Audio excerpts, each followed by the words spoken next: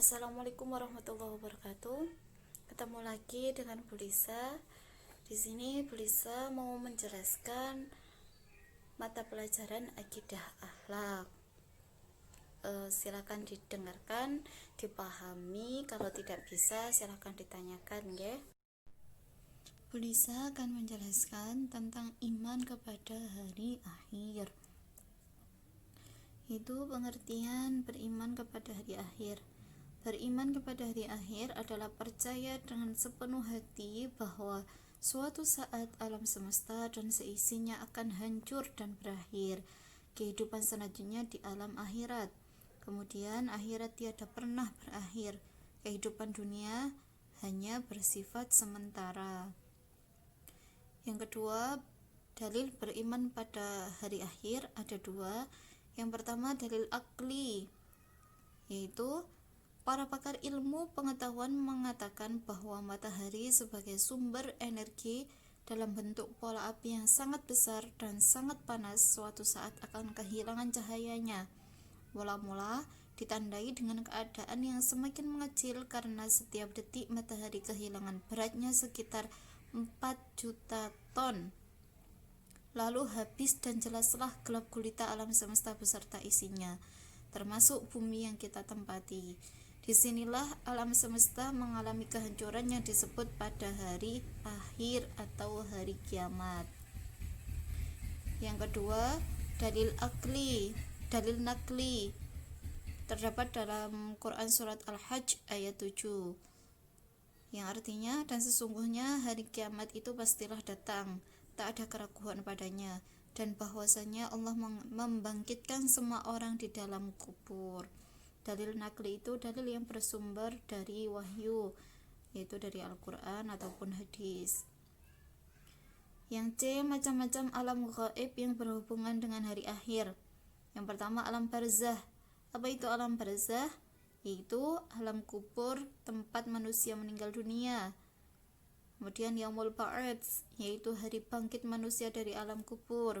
Yang ketiga, yaumul hasyar, yaitu hari digiringnya manusia ke padang mahsyar setelah dibangkitkan dari kubur. Yang keempat, yaumul hisab, yaitu hari dikumpulkannya manusia di padang mahsyar untuk dihitung amal perbuatannya selama hidup di dunia. Yang kelima, yaumul mizan, yaitu hari dikumpulkannya manusia di padang mahsyar untuk ditimbang amal perbuatannya selama hidup di dunia. Yang keenam, sirat, yaitu jalan menuju surga. Yang ketujuh, yaumul jaza, hari pembalasan, dibagi menjadi dua, yaitu surga dan neraka. Surga adalah sebutan sebuah tempat yang penuh kenikmatan dan kebahagiaan di hari akhir, dan neraka adalah tempat yang penuh penderitaan dan siksaan di hari akhir. D, tanda-tanda adanya hari akhir, yaitu ada dua, tanda-tanda kiamat sugro dan tanda-tanda kiamat kubro. Kalau kiamat sugro itu kiamat kecil, tanda-tandanya bisa kita saksikan di dunia saat ini, yaitu rusak atau hancurnya dunia, termasuk banjir, longsor, terus kematian. Banyak orang yang tidak tahu malu sehingga berbuat maksiat tidak merasa dosa. Kemudian masjid megah tapi hanya sedikit jamaah. Semakin banyak generasi muda dalam pergaulan bebas. Kemudian banyak yang durhaka kepada orang tuanya. Kemudian semakin banyak laki-laki berpenampilan seperti perempuan atau sebaliknya. Kemudian ilmu agama sudah diabaikan. Terus korupsi merajalela dan hidup bermegah-megahan. Kemudian semakin sedikit orang berperilaku yang Qur'ani dan lain-lain. Yang kedua, tanda-tanda kiamat kubro atau hari kiamat nanti, yaitu turunnya Dajjal, kemudian turunnya binatang Malata yang aneh, kemudian matahari terbit dari barat, dan keluarnya gas beracun dari semua sudut bumi.